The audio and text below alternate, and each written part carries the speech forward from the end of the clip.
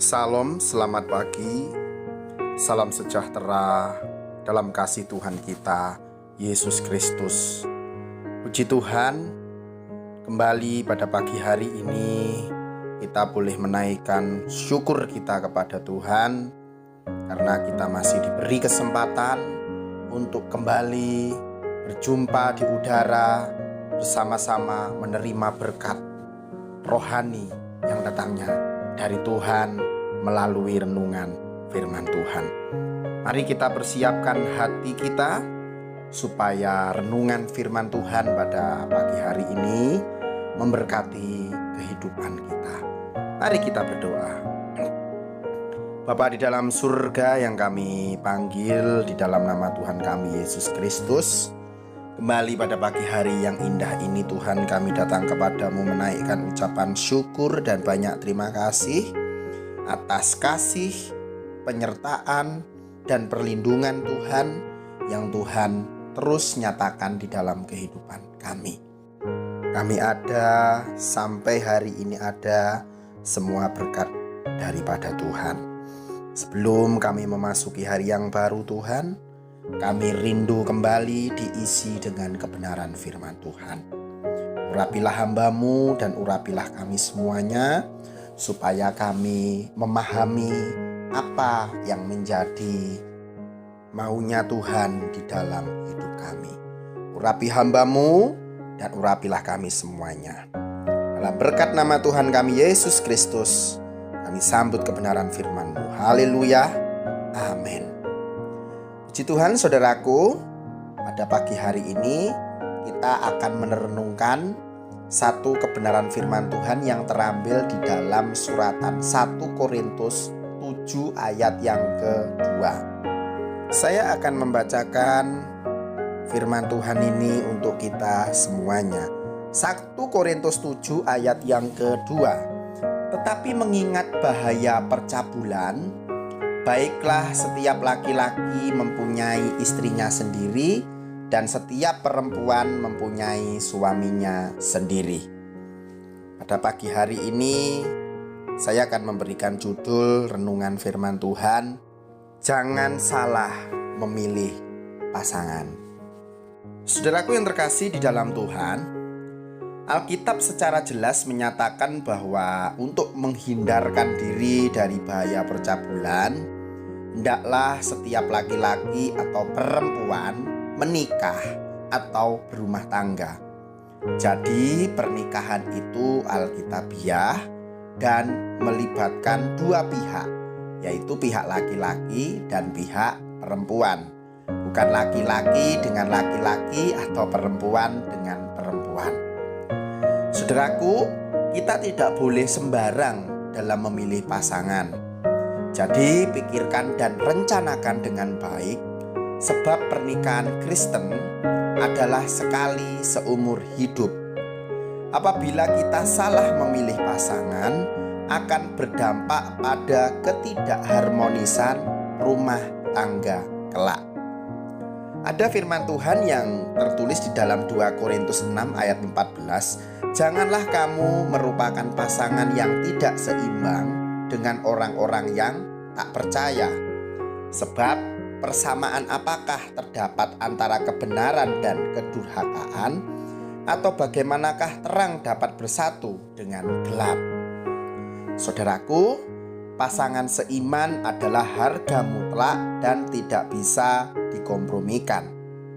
Jika berbicara dari sudut pandang laki-laki, atau kita sebut sebagai calon-calon suami, di dalam memilih calon istri hendaknya jangan didasarkan atas dorongan lahiriah semata.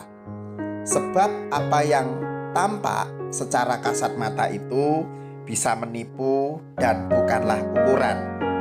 Sebab kemolekan adalah bohong dan kecantikan adalah sia-sia. Tetapi istri yang takut akan Tuhan dipuji-puji. Amsal 31 ayat yang ke-30. Ini penting sekali untuk diperhatikan, sebab laki-laki adalah kepala keluarga dan laki-laki bertanggung jawab penuh atas rumah tangganya. Kriteria utama dalam memilih pasangan adalah haruslah orang yang takut akan Tuhan. Di dalam Amsal 31 ayat 15, 19, dan 27 ini menggambarkan tentang seorang istri yang cakap. Ia bangun kalau masih malam, lalu menyediakan makanan untuk seisi rumahnya dan membagi-bagi tugas kepada pelayan-pelayannya perempuan. Tangannya ditaruhnya pada jentera, jari jemarinya memegang pemintal. Ia mengawasi segala perbuatan rumah tangganya, makanan kemalasan tidak dimakannya. Ini berbicara tentang seorang istri. Saudaraku, kecakapan seorang istri menurut pandangan firman Tuhan itu bertitik tolak pada kerajinannya dalam mengurus rumah tangga atau tidak suka bermalas-malasan.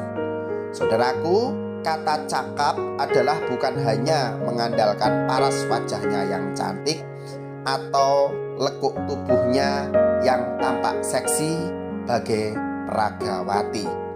Oleh sebab itu, yang menjadi bahan perenungan pada pagi hari ini adalah bagaimana kita tidak salah memilih pasangan. Karena apabila kita dengan benar memilih pasangan yang takut akan Tuhan, maka ada sesuatu hal yang menarik yang akan Tuhan berikan, yaitu berkat di dalam rumah tangga. Ayat terakhir, Kolose 3 ayat 18-21. Hei istri-istri, tunduklah kepada suamimu sebagaimana seharusnya di dalam Tuhan. Hei suami-suami, kasihilah istrimu dan janganlah berlaku kasar terhadap dia. Hei anak-anak, taatilah orang tuamu dalam segala hal, karena itulah yang indah di dalam Tuhan. Hei bapak-bapak, janganlah sakiti hati anakmu, supaya jangan tawar hatinya. Puji Tuhan, saya percaya pagi hari ini firman Tuhan menjadi berkat untuk kita. Saya akan tutup di dalam doa. Terima kasih Tuhan untuk renungan firman-Mu yang singkat ini, yang mengajarkan kami supaya kami tidak salah di dalam memilih pasangan. Kami mau belajar dengan kebenaran firman-Mu supaya kami dapat memilih seseorang pasangan kami, pasangan yang takut akan Tuhan. Bukan itu saja, tetapi seorang pasangan yang cakap, yang bisa dapat diandalkan di dalam rumah tangga. Kami percaya firman Tuhan adalah penuntun kami.